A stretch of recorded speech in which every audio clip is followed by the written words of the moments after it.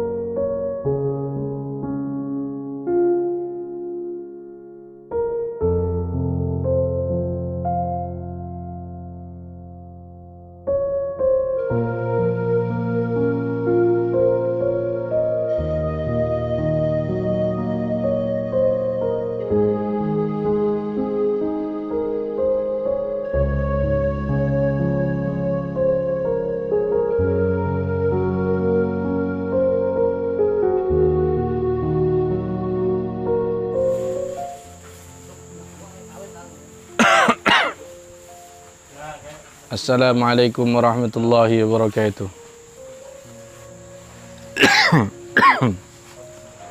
Alhamdulillahi wa kafa, salatu wassalamu ala sayyidil habibil mustafa wa ala alihi wa sahbihi ahli sidqi wal wafa. Amma ba'd. Ada sebagian orang bertanya, kapan kita ini, sampai kapan kita ini berhenti menjadi seorang peruqyah? Langkah lebih baiknya, dan ini sering ditanyakan mungkin di luar sana oleh beberapa sahabat, beberapa kaum muslimin, sampai kapan kita menjadi praktisi ruqyah itu? Apakah 5 tahunkah sebagai pengurus? Apakah setelah dari pengurus kita ini berhenti? Atau sampai 10 tahun kah? Atau sampai usia tua kah? Atau semenjak kapan? Sampai kapan? Maka sebelum kita menjawab pertanyaan ini lebih baik kita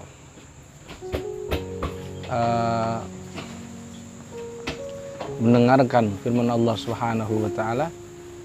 Allah Subhanahu wa taala mengatakan dalam Al-Qur'an, "Qul huwa lil ladzina amanu hudaw wa shifa." Katakanlah bahwa Al-Qur'an itu petunjuk dan syifa lil ladzina amanu, untuk orang-orang yang beriman. Jadi kalau dikatakan kapan berhenti meruqyah, ini sama halnya juga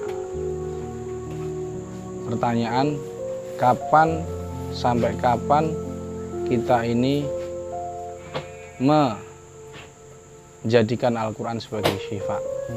Dan ini sama, juga mirip dengan pertanyaan kapan sampai kapan kita ini menjadikan Al-Quran sebagai petunjuk. Karena ada 2 kalimat yang Allah Subhanahu wa taala tadi sampaikan, qul huwa lil ladzina amanu hudaw wa shifa. Hudaw wa shifa. Jadi petunjuk dan syifa. Oleh sebab itu, kalau dikatakan semenjak kapan kita ini mencari hidayah, jawabannya sampai mati. Maka begitu pula jawaban ketika kita ditanya sampai kapan kita ini menjadi seorang peruqyah. Tentu jawabannya sampai kita meninggal dunia. Ini terlepas dari ruqyah itu untuk gangguan gaib sajakah, apakah ruqyah untuk sesuatu yang untuk nangani santet kah, tidak sebatas sekecil itu, tetapi harus seluas memahami bahwa semenjak kapan kita ini bukan semenjak, kapan selesai kita ini menjadikan Al-Quran sebagai obat? Jawabannya sampai mati. Adapun untuk kepengurusan, kemudian kepengurusan komunitas ruqyah, komunitas yayasan ruqyah dan sebagainya, tentu itu temporer. Temporer itu maksudnya